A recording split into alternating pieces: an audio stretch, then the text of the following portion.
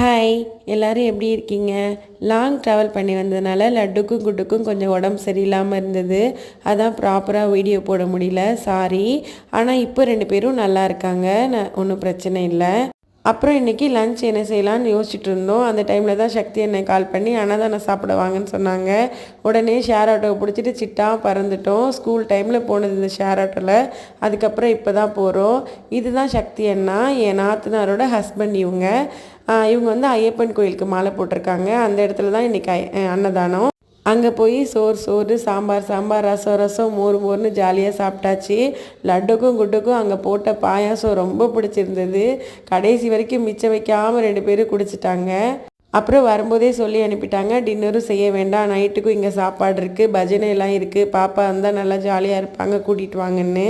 அதனால் நைட்டுக்கும் வீட்டில் டின்னர் செய்கிற வேலை கிடையாது. பாப்பாங்களும் நல்லா ஜாலியாக என்ஜாய் பண்ணிட்டுருக்காங்க.